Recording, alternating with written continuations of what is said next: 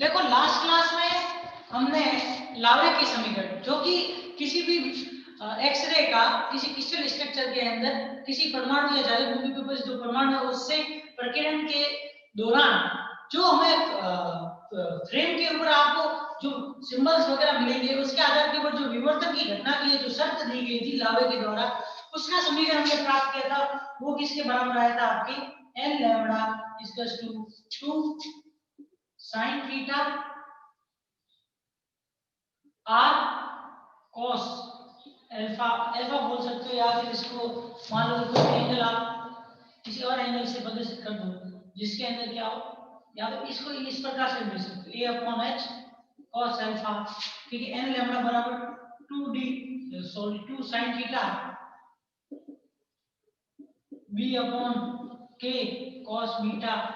और n lambda equals to 2 sin theta c upon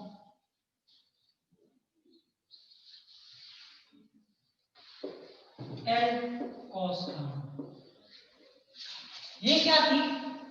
ये आपके लावे के समीकरण के अंदर जो प्रकीर्णन की शर्त है या फिर विवर्तन की शर्त ये तीन थी ठीक है मतलब तीनों पर्टिकुलर अक्ष के सापेक्ष जो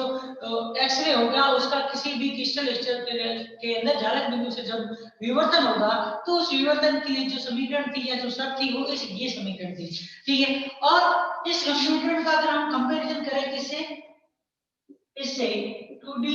sin थीटा से तो उस कंडीशन में आपको मालूम होगा कि d का मान जो होता है वो किसके ऊपर डिपेंडेंट होता है d का मान आपके इसी a h और l इनकी सहायता से मिलता है ठीक है ना सो a h l b और c इनकी वजह से मिलता है ठीक है आप इस इक्वेशन को जब सॉल्व करते थे तो उस कंडीशन में आपने देखा था d का मान जो होता था वो क्या होता था d बराबर a upon h cos alpha और या फिर इसकी जगह पे b upon k या फिर इसकी जगह पे c upon l इस तरीके से ये इक्वेशन मिलेगी देखो अब इन्हीं इक्वेशन का आगे की तरफ क्या होगा यूज होगा इन्हीं इक्वेशन के यूज से ही आपको क्या मिलेगी इन्हीं इक्वेशन के यूज से आपको आगे की तरफ जो एक आज नया टॉपिक है एटॉमिक स्कैटरिंग फैक्टर उसका मान हमें पता चलेगा देखो एटॉमिक स्कैटरिंग फैक्टर ज्ञात करने के लिए आपको किसके लावे के समीकरण के जो अंदर जो हमने फाई बराबर क्या निकाला था 2 पाई upon lambda r vector dot n vector या n कैप का जो समीकरण यूज किया था उसी समीकरण का यूज करके हमें क्या करना पड़ेगा आगे की तरफ स्कैटरिंग फैक्टर का मान ज्ञात करना पड़ेगा देखो यहाँ पे आपके पास में स्कैटरिंग फैक्टर जो है वो दो प्रकार के हैं ये समझिए ठीक है ना मतलब कोई भी क्रिस्टल स्ट्रक्चर जो है उससे आप उसमें आपके पास में स्कैटरिंग फैक्टर जो है वो कितने प्रकार के होंगे दो प्रकार के ठीक है ये ध्यान रखिए मतलब आपके पास स्कैटरिंग फैक्टर जो है वो कितने प्रकार के होंगे दो टाइप के एक तो कौन सा स्कैटरिंग फैक्टर होगा एटॉमिक स्कैटरिंग फैक्टर और एक जियोमेट्रिकल देखो एटॉमिक और जियोमेट्रिकल स्कैटरिंग फैक्टर में कुछ भी डिफरेंस नहीं है इस एटॉमिक वाले में तो ओनली फॉर ओनली आपके एक एटॉम से अगर एक्सरे की स्कैटरिंग होगी तो उसका यूज किया जाएगा पर जियोमेट्रिकल स्कैटरिंग फैक्टर के अंदर क्या होगा जियोमेट्रिकल स्कैटरिंग फैक्टर में जैसे कि आपने कोई भी क्रिस्टल स्ट्रक्चर ले ली तो क्रिस्टल स्ट्रक्चर आपको मालूम है यूनिट सेल से मिलकर बनी होती है क्योंकि एक ही प्रकार के यूनिट सेल की बार-बार पुनरावृत्ति होने से हमको क्या मिलता है क्रिस्टल स्ट्रक्चर मिलता है तो अगर हमने किसी क्रिस्टल के एक यूनिट सेल के ऊपर अगर क्या किया हमने एक यूनिट सेल के ऊपर अगर हमने एक्सरे को इंसिडेंट किया और एक्सरे को इंसिडेंट करने के पश्चात उस यूनिट सेल के अंदर जितने भी एटम्स उपस्थित हैं या फिर आप ये बोल सकते हो क्रिस्टल स्ट्रक्चर के अंदर जो आप ज्यामिति ले रहे हो उसकी ज्योमेट्री में जितने भी परमाणु उपस्थित हैं उनमें से अगर क्या होता है अगर एक्सरे का अवशोषण होकर दोलन के दौरान वहां से अगर एक्सरे वापस उत्सर्जित होती है या प्रकीर्णित होती है या फिर वो जो घटना विवर्तन के रूप में हमें पर्दे पे मिलेगी उसके लिए किसका उपयोग किया जाता है जियोमेट्रिकल स्कैटरिंग फैक्टर का उपयोग किया जाता है देखो एटॉमिक स्कैटरिंग फैक्टर और जियोमेट्रिकल स्कैटरिंग फैक्टर में सिर्फ डिफरेंस इतना सा रहेगा कि एटॉमिक स्कैटरिंग फैक्टर जो होगा उससे स्कैटरिंग का मान या प्रकीर्णित तरंगों के लिए जो इक्वेशन हमें निकलेगी वो और इसमें अंतर सिर्फ इतना सा है कि ये ओनली फॉर ओनली एक एटॉम के लिए होगी अब जियोमेट्रिकल जो होगी उसमें पूरी ज्यामिति में कितने एटॉम्स हैं उनके ऊपर डिपेंड करेगा तो इस वजह से ध्यान रखना कि हमें सिर्फ एक एटॉम की से स्कैटरिंग फैक्टर से कोई लेना देना नहीं है क्योंकि हमें पता क्या करना है, इस स्कैटरिंग फैक्टर से ये पता करना होगा कि आपने जिस क्रिस्टल के ऊपर आपने एक्सरे को इजोलेट किया है उस क्रिस्टल की इस क्रिस्टल स्ट्रक्चर कैसे, मतलब उसके अंदर जो आपके एटम की व्यवस्था है वो कौन से क्रिस्टल स्ट्रक्चर के अनुसार की गई है, सिंपल क्यूबिक के अनुसार की गई है, बीसीसी के अनुसार की गई है या एफसीसी के अनुसार की गई है। तो ये ध्यान रखना, एक से तो ओनली आपकी स्कैटरिंग फैक्टर जिसको आप एफ से शो करोगे उसका मान पता चलेगा, और दूसरे से क्या मिलेगा, जितने भी एटम आपके उसके क्रिस्टल स्ट्रक्चर के अंदर है उससे अगर स्कैटरिंग होती है तो उस कंडीशन के अंदर एक इक्वेशन मिलती है जिस जो कि किसके एच के और एल के कॉम्बिनेशन के रूप में होती है, ठीक है ना। और उस कंडीशन में आप देखो कि मैं 3 केस कराऊंगा आपको, ठीक है ना। उन 3 केसों के अंदर आप देखोगे तो जो ये HKl की वैल्यू जो है वो किस टाइप की हो, जिससे कि उनकी स्ट्रक्चर सिंपल क्यूबिक हो या BCC हो या FCC हो, ये हमें पता चल सकता है। क्योंकि देखो इससे पहले मैंने आप लोगों को क्या कराया था, अभी जो पढ़ रहे थे तब मैंने एक ब्रैग्स का लॉ कराया, ब्रैग्स के अंदर स्पेक्ट्रोस्कोपी का नियम कराया था, स्पेक्ट्रोमीटर का एक्सपेरिमेंट समझाया था। वहां पे आप देखोगे ना तो वहां पे आपने ग्राफ में देखा था कि तो 2 थीटा एंगल से जब आप स्पेक्ट्रोमीटर सूक्ष्मदर्शी या फिर जो आयनन प्रकोष्ठ है उसको घुमाते हो तो जो इंटेंसिटी जो होती है प्रकाशित रे की और वो जो एंगल से आप घुमा रहे हो तो उनके बीच में ग्राफ खींचते हो तो वो ग्राफ मिलता है। उसमें आपने देखा था कि क्या वैल्यू होती थी, ऐसे करके HKl और ये 2 थीटा और ये I। देखो यहाँ से ये जो पिक्स मिलती है ना, ये पिक्स क्या होती है, वो किसी पर्टिकुलर प्लेन की होती है जिसके HKl के कुछ मान होंगे, ठीक है। अब वो प्लेन कौन से क्रिस्टल स्ट्रक्चर का है वो सब कुछ किसके ऊपर डिपेंड करेगा, HKl की वैल्यू के ऊपर डिपेंड करेगा। और ये HKl की वैल्यू जो है अलग अलग क्रिस्टल स्ट्रक्चर के लिए क्या होगी, वो कौन से नियम से मिले, वो कौन से स्कैटरिंग फैक्टर से पता चलेगा हमें, जियोमेट्रिकल स्कैटरिंग फैक्टर जो होगा उसमें जो मान आएगा उसके मानों के अंदर HKl की जो कंडीशन होगी उससे हमें पता चलेगा कि HKl कौन से HKl के लिए आपकी कौन सी क्रिस्टल स्ट्रक्चर होगी। अब देखो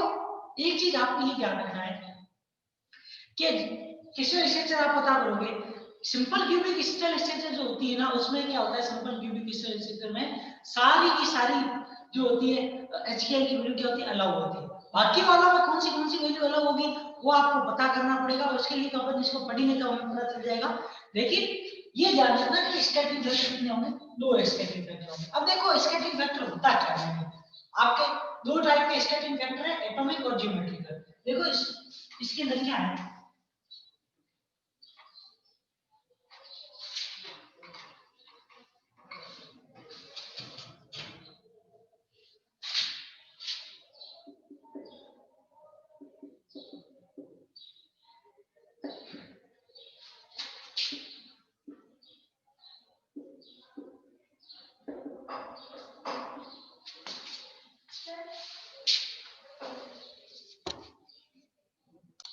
ठीक। अब देखो इस फैक्टर में कुछ नहीं है, देखो रियल नॉर्मली आप देखोगे तो जब भी एटॉम के अंदर स्कैटरिंग होती है तो वो स्कैटरिंग किसके द्वारा होती है, एक इलेक्ट्रॉन के द्वारा होती है, ठीक है ना। अगर आप देखोगे तो नॉर्मल स्कैटरिंग जो होगी वो किसके द्वारा की जाएगी, वो उसके अंदर उपस्थित एटॉम के अंदर एक इलेक्ट्रॉन के द्वारा की जाएगी, ठीक है। और इसके अंदर इलेक्ट्रॉन स्कैटरिंग करेगा भी कैसे, एक्सरे को अवशोषित करेगा, दोलन गति करेगा, दोलन अपनी पोजीशन की जगह पे, और वहां से वो वापस दोलन गति के दौरान क्या करेगा, अपने में से उसी एक्सरे को वापस क्या करेगा, अवशोषित करेगा। तो ये क्या हो जाएगी, आपकी स्कैटरिंग हो जाएगी। लेकिन अब देखो एटॉमिक स्कैटरिंग क्या होती है, उसमें आपको ये ध्यान रखना है कि एक इलेक्ट्रॉन स्कैटरिंग करता है, दूसरी चीज ये कि जब एटॉम के अंदर सभी इलेक्ट्रॉन जितने भी इलेक्ट्रॉन होते हैं उन इलेक्ट्रॉनों के द्वारा क्या होती है, स्कैटरिंग होती है। तो उस कंडीशन के अंदर एटॉम के अंदर एक एटॉम के द्वारा पूरे पूरे जो भी जितने भी इलेक्ट्रॉन की संख्या है उन सब इलेक्ट्रॉन की सहायता से आप ये बोल सकते हो पूरे एटॉम के द्वारा जो स्कैटरिंग होगी वो, तथा उस एटॉम के अंदर जो पर्टिकुलर एक इलेक्ट्रॉन उपस्थित है उस इलेक्ट्रॉन के द्वारा जो एक्सरे की स्कैटरिंग है, इन दोनों का अनुपात जो है वो आपको किसको प्रदर्शित करता है, एटॉमिक स्कैटरिंग फैक्टर को प्रदर्शित करता है। क्योंकि आपको मालूम है एटॉम के अंदर जेड के बराबर क्या होते हैं, इलेक्ट्रॉन होते हैं, ठीक है ना। तो ये आपको ध्यान रखना है कि जो ये एटॉमिक स्कैटरिंग वेक्टर है वो किसके बराबर होता है, किसके रेशियो को प्रदर्शित करता है, वो पूरे एटॉम के अंदर उपस्थित सभी इलेक्ट्रॉनों के द्वारा किसी भी एक्सरे का होने वाला प्रकीर्णन तथा किसी एक पर्टिकुलर इलेक्ट्रॉन के द्वारा जो कोई भी एक्सरे है उसका जो प्रकीर्णन होता है उसका रेशियो किसको प्रदर्शित करता है, एटॉमिक स्कैटरिंग फैक्टर को प्रदर्शित करता है। तो इसका फॉर्मूला ले लीजिए। अब देखो, अब इसमें भी आप लोगों को डेफिनेशन से तो ये पता चल गया कि एक्सरे की जो स्कैटरिंग होगी वो वहां से आपको ये पता चल गया। अब इस फॉर्मूले में क्या आएगा, अब आपको क्या पता चलेगा कि स्कैटरिंग तो हो गई, पर किस के स्कैटरिंग फैक्टर है इसका मान किसकी सहायता से पता चलेगा, इसका मान पता चलेगा आपको जो ये एक्सरे होगी उसके एम्पलीट्यूड से। जो आपके एक्सरे है उसका एक्सरे का जो आप एम्पलीट्यूड है उस एम्पलीट्यूड के दो जो एक तो आपके कौन सी पूरे एटॉम के से जो स्कैटर्ड हुई उसका एम्पलीट्यूड लोगे और दूसरा आप किसका लोगे, एक इलेक्ट्रॉन वाली जो एक्सरे है उसका एम्पलीट्यूड का रेशियो, इन दोनों का रेशियो निकालोगे ना वो इस फैक्टर को पता चलेगा। वहीं से हमको क्या मिलेगी, इस एटॉमिक स्कैटरिंग फैक्टर के मान के बारे में पता चलेगा। तो देखो ये रेशियो किसके बराबर होगा, amplitude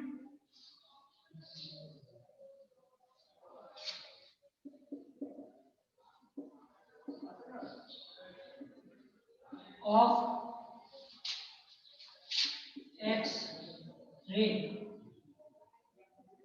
scattered by atom or amplitude of X-ray scattered by an electron। ठीक है, ये जो रेशियो होता है ये किसको प्रदर्शित करता है, आपके स्कैटरिंग फैक्टर को प्रदर्शित करता है। अब देखो ये तो क्या है थ्योरेटिकली होगी, लेकिन रियलिटी में देखा जाता है ना तो जो आप देखोगे ना ये जो टोटल स्कैटरिंग फैक्टर है तो आप एक एटॉम के द्वारा इसका मान कभी भी प्रैक्टिकली आप ऐसे बोलोगे तो जैसे कि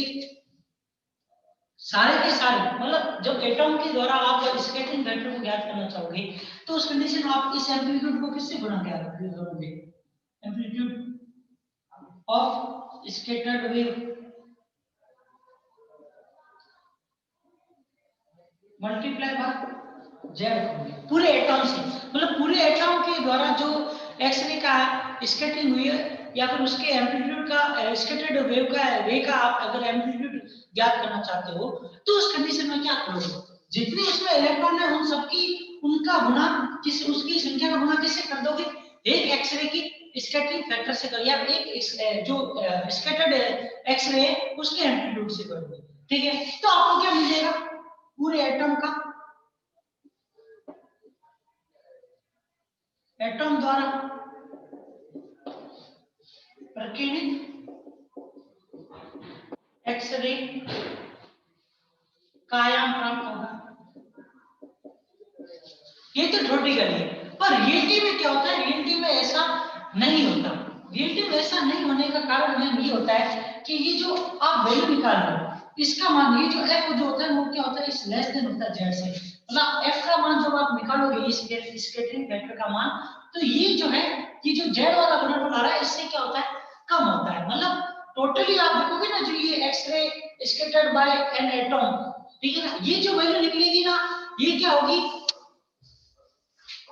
थोड़ी सी क्या होगी, जो आपके अंदर जो इलेक्ट्रॉन उपस्थित है इलेक्ट्रॉन की संख्या से आपने जब आयाम का गुणा किया एक स्कैटर्ड रे का तो उस कंडीशन से के अंदर ये क्या होता है उससे थोड़ा सा कम होता है। इसका कारण ये होता है कि जो एटॉम होती है एटॉम उसका आकार क्या है निश्चित है, निश्चित आकार होने के कारण किसी प्रकार का कोई ओरिएंटेशन नहीं होता है। इस वजह से क्या होता है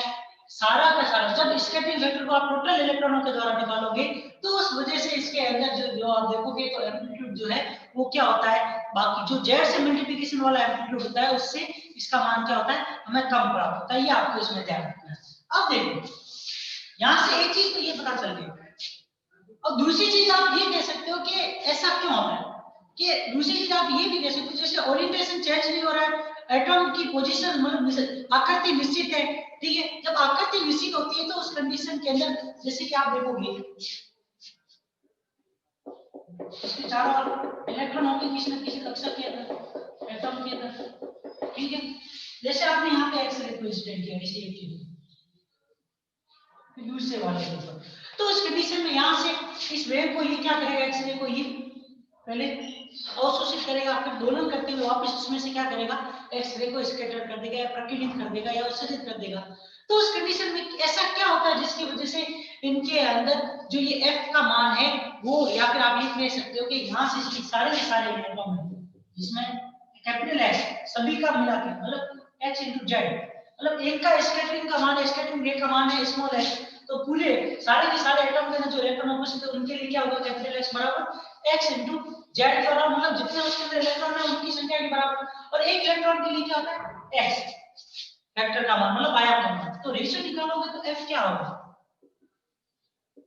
एक्स जेड अपॉन एक्स, ठीक है। और ये तो प्रैक्टिकली वैल्यू है, सॉरी थ्योरेटिकल वैल्यू, पर रियलिटी में देखोगे ना तो ये एफ का मान क्या होता है, लेस देन 0 होता है। इसका मेन कारण ये होता है कि यहाँ पे जो ये वेव्स होती है उनका फेज के अंदर क्या होता है, कुछ डिफरेंस क्या हो जाता है, प्रोड्यूस हो जाता है। मतलब जो स्कैटर्ड वेव होती है उनका कलांतर समान कला से वो क्या है, वो क्या होती है, प्रकीर्णित नहीं होती है। जब समान कला से ये प्रकीर्णित नहीं होती है उस वजह से इनके मान में क्या होती है, ये थोड़ी सी इसके स्कैटरिंग टोटल स्कैटरिंग फैक्टर के मान में क्या पाई जाती है, थोड़ी सी कमी पाई जाती है। ये आपको इसमें ध्यान रखना है। अब देखो एक पॉइंट इसके अंदर ये साथ में ये फॉर्मूला है ना उसके नीचे लिख लेना, बाकी तो नोट्स में मिल जाएगा, लेकिन जो ये पॉइंट मैंने बताया मेनली जो एफ का मान है वो सारे के सारे इलेक्ट्रॉन या पूरे के पूरे एटम के द्वारा जो स्कैटरिंग होती है उससे मान इसलिए कम होता है, उसका मान इससे कम होने का कारण मेन क्या होता है, मेनली जो एटम के अंदर जो व्यवस्था होती है या एटम की निश्चित आकृति होती है उसमें जो अलग अलग प्रकार के जो इलेक्ट्रॉन होते हैं उनसे जब स्कैटरिंग होती है तो स्कैटरिंग के दौरान जो रे होती है उसका फेज डिफरेंस क्या होता है, उसमें फेज डिफरेंस जो है जीरो ना होकर उसके अंदर फेज डिफरेंस कुछ होगा, मतलब फाई का मान कुछ होता है। तो उस वजह से क्या होता है कि जो आप नॉर्मली जो वेव होती है उसकी इक्वेशन को क्या लिखते हो, E बराबर आयोटा क्वेश्चन में ओमेगा टी माइनस के एक्स लिखते हो। तो यहाँ पे एक वैल्यू आपको प्राप्त होगी, फेज डिफरेंस आने की वजह से ये इक्वेशन क्या हो जाएगी, थोड़ी सी चेंज हो जाएगी, तो साइड ऑफ फाई के रूप में लिखोगे, ठीक है ना। तो ये इक्वेशन भी चेंज हो जाती है, उस वजह से भी इसका मान क्या होता है, कुछ चेंज होता है। अब देखो यहाँ से आगे इसी इक्वेशन का यूज करते हुए हम आगे बढ़ेंगे तो हमें इसका मान f का मान हमें निकालना है जो कि एक इंटीग्रेशन के रूप में इक्वेशन हमें प्राप्त होगी। अब देखो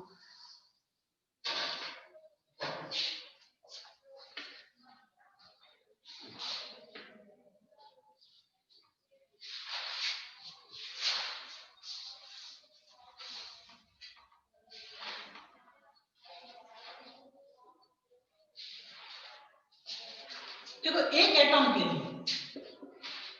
एक एटॉम के अंदर जो एक इलेक्ट्रॉन है के लिए प्रकीर्णित तरंग जो होती है उसका आयाम जो हम लिखना चाहेंगे वो किससे प्रदर्शित कर सकते हैं, a e की पावर आयोटा kx माइनस के ओमेगा, या फिर हम इसको किस प्रकार से लिख सकते हैं, इस तरीके से लिख सकते हैं e की power iota omega t minus kx, किसी भी तरीके से इसको प्रदर्शित कर सकते हैं उस तरंग को, ठीक है। ये तो एक इलेक्ट्रॉन के लिए होगी। अगर हम अलग अलग इलेक्ट्रॉनों के लिए देखेंगे तो उस कंडीशन में ये इक्वेशन थोड़ी सी चेंज हो जाएगी। मान लो कि अब सारे के सारे इलेक्ट्रॉन के लिए हम एक साथ तो नहीं निकाल सकते, हमने क्या किया, इस एटम के अंदर एक क्या ले लिया, किसी भी जगह पे हमने एक अल्फा आवेश घनत्व ले लिया, एक आवेश घनत्व रॉ ले लिया, ठीक है, जिसके ऊपर मान लो कि जो भी आवेश q है तो आवेश घनत्व किसी एकांक आयतन के अंदर आवेश घनत्व q बराबर रॉ बराबर क्या होता है, q अपॉन p होता है। तो एक पर्टिकुलर पूरे के पूरे आवेश को न लेके कोई पर्टिकुलर हमने एक अल्पांश आयतन लिया है या फिर अल्प आवेश लिया है तो उसके लिए हम dq के बराबर क्या ले सकते हैं, रॉ dv ले सकते हैं। तो हमने ये रॉ dv आयतन जो है ना इसके ऊपर अगर कोई भी तरंग इंसिडेंट होती है और उससे फिर इसका प्रकीर्णन होता है तो उसके लिए अगर हम क्या लिखें, प्रकीर्णन गुणांक लिख दें, सॉरी इस प्रकीर्णन तरंग का आयाम लिखेंगे। तो अब देखो आवेश घनत्व लिखा हो तो ओनली फॉर ओनली एक इलेक्ट्रॉन का हो ऐसा तो जरूरी नहीं है, उस आवेश घनत्व में एक से अधिक इलेक्ट्रॉन भी हो सकते हैं। तो उस कंडीशन के अंदर रॉ dv आवेश वितरण में प्रकीर्णित तरंग का अगर हम आयाम या इक्वेशन लिखना चाहेंगे तो वो क्या प्राप्त होगी हमें, a e की पावर आएगा kx minus omega T plus आएगा, या a e की पावर आएगा omega T minus kx plus आएगा पाई के बराबर हो जाएगा।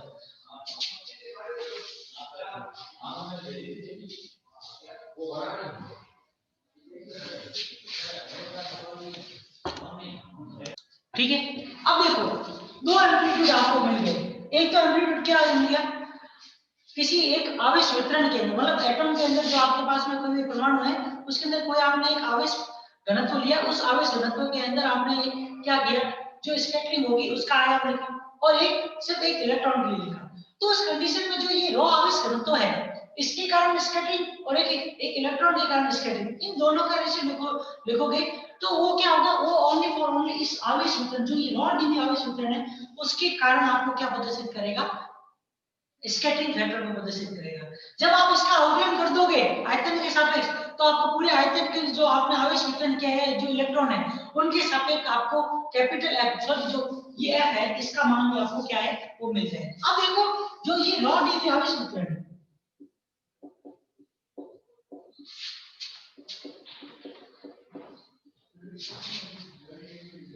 इसके लिए अगर हम क्या लिखना चाहें, परमाणुीय प्रकीर्णन गुणांक, तो ये क्या आएगा, dF बराबर a e की power iota omega T minus kx plus iota phi dv और dv अपॉन नीचे क्या रहेगा आपके a e की power iota plus omega T minus kx। ठीक है, तो यहाँ से ये df का मान किसके बराबर आ जाएगा, यहाँ से ये d ऑफ f आएगा आपकी e की पावर आएगा फाइव रॉ। ठीक है, ये तो क्या आ गया, एक से आवेश वितरण के कारण आ गया। अब हम अगर टोटल एटम के लिए लिखना चाहेंगे, टोटल एटॉमिक फैक्टर, तो वो क्या होगा, F बराबर इंटीग्रेशन e की power iota five raw dv की बराबर। ठीक है, अब देखो F बराबर e की power iota five raw dv का मान पता चल गया। अब देखो यहाँ पे जो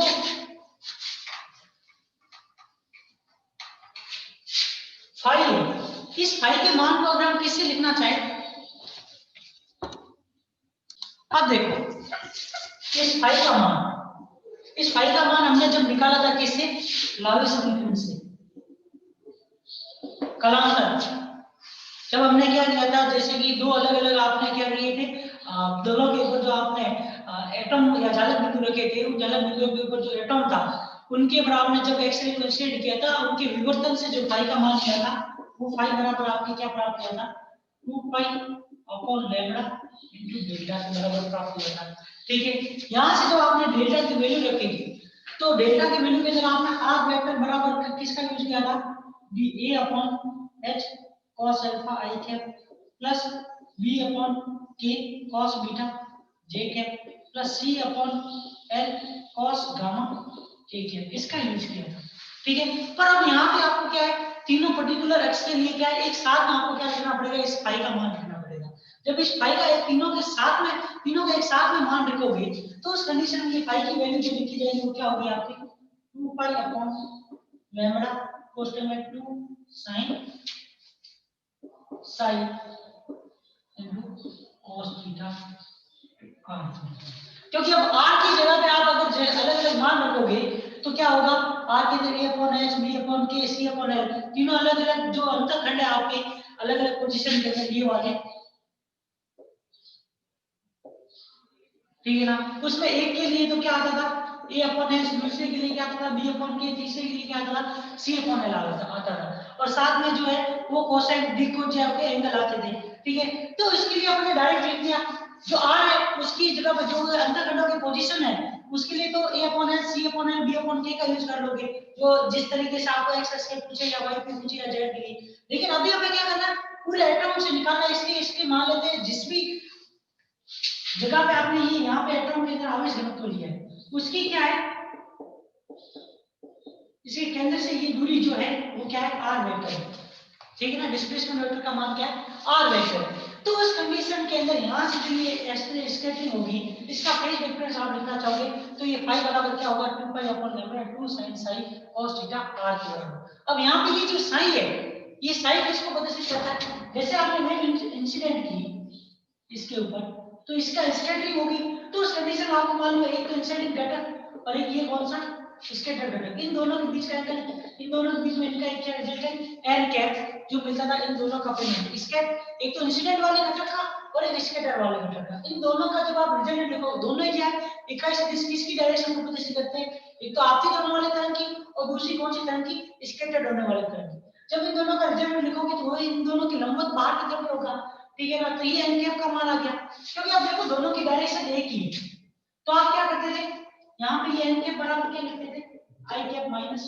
ओ कैप के रूप में लिखते थे, ठीक है ना। तो यहाँ पे ये जो साइन जो है ये किस चीज के बीच में, आर वेक्टर और ये जो एन कैप वेक्टर, या फिर यहाँ पे आप क्या लिख सकते हो, आई कैप माइनस ओ कैप, इनके बीच का क्या है, ये आपका एंगल है। और वहां पे वो जो एंगल होता था वो क्या आता था आपके, जब लावे के समीकरण लिखा था तब तो हमने एंगल कौन सा लिया था, थीटा लिया था, पर यहाँ पे एंगल कौन सा लिया हमने, साइन लिया, तो कोई इफेक्ट नहीं पड़ता। अब देखो तो यहां से ये फाई का मान जो है वो क्या प्राप्त हो जाएगा आपको, फाई बराबर आपके 4 pi upon lambda R sine cos theta के बराबर, ठीक है। फाई की वैल्यू प्राप्त होगी, ठीक है ना। 2 का मल्टीप्लिकेशन से 4 pi upon lambda R sign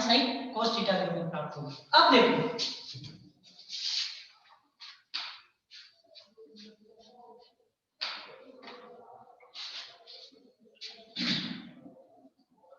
ये एटम, ठीक है, यहां से मान लो कि इस जगह तक जो इसके रेडियस है वो क्या है, अगर आर है, ठीक है,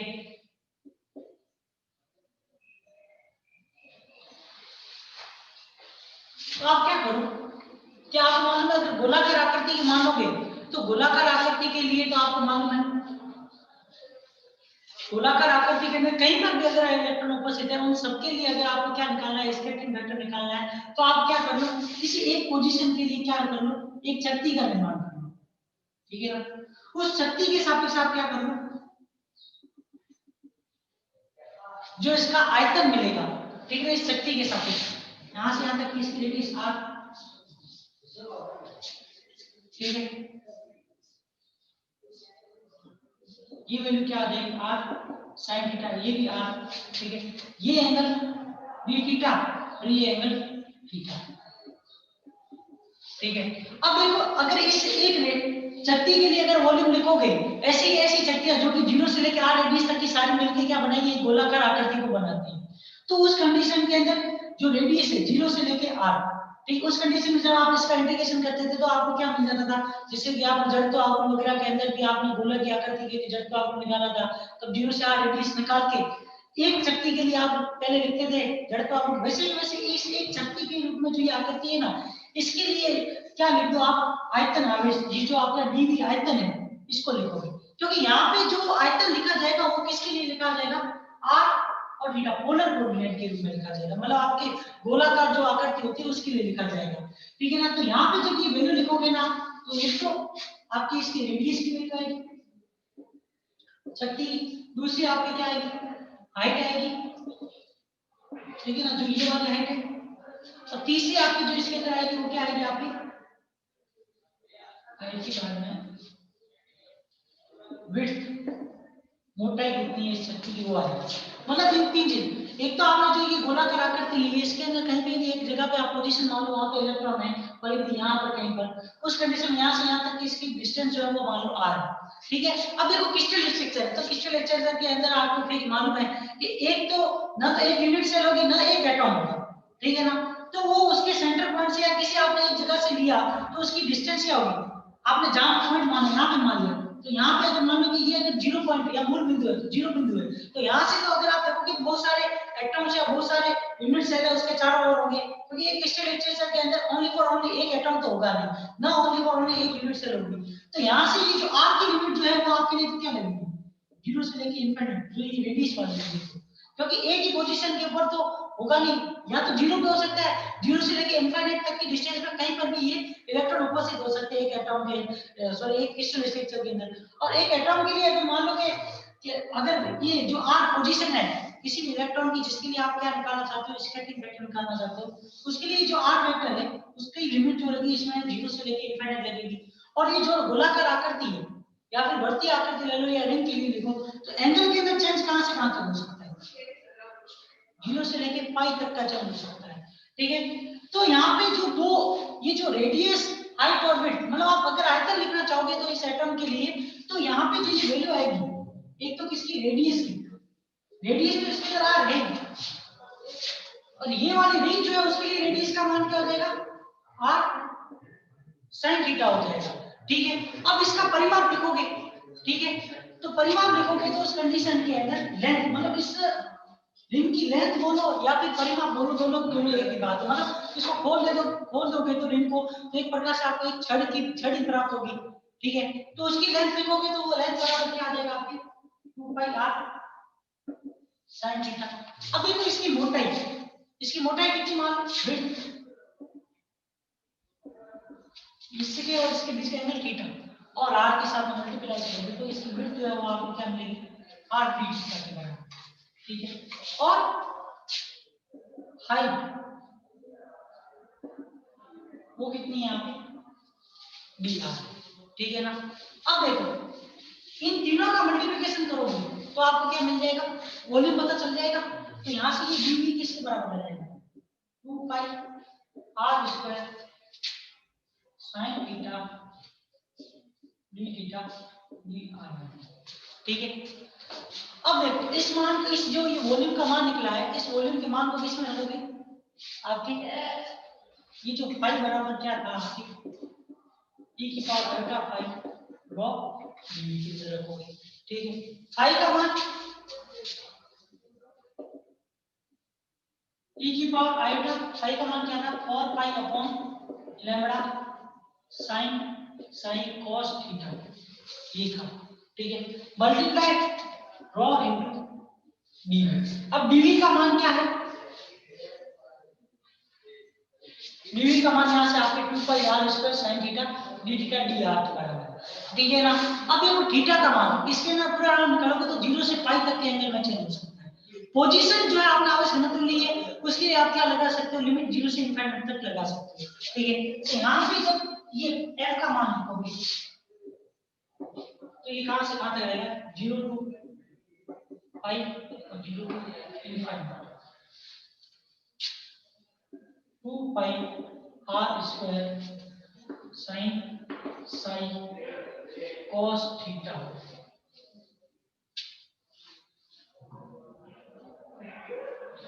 sin थीटा एक्सपोनेंशियल आएगा 4 pi upon lambda sin Sai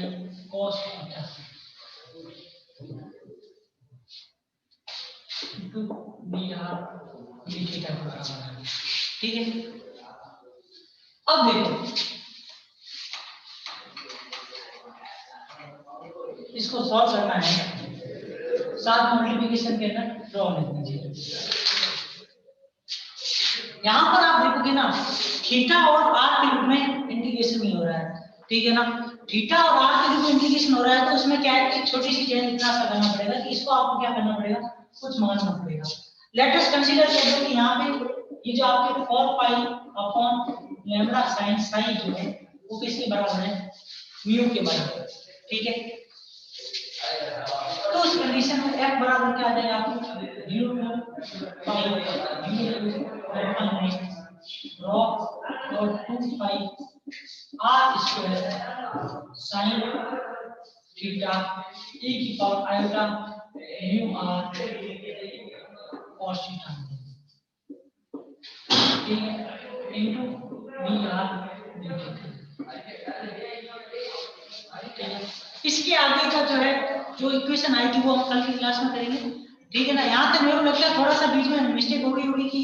ये जो गोला कैसे लिया, इसके अंदर क्या है, मतलब या तो इसकी रेडियस क्यों ली, ये वाली क्यों मल्टीप्लिकेशन किया, इसके बारे में मैं कल आपको वापस बता दूंगा। ऐसा नहीं है, कल ये भी बताएंगे और साथ में जो जियोमेट्रिकल एटॉमिक फैक्टर है उसका और इसके बीच में क्या रिलेशन है उसके बारे में भी हम पढ़ लेंगे, ठीक है ना।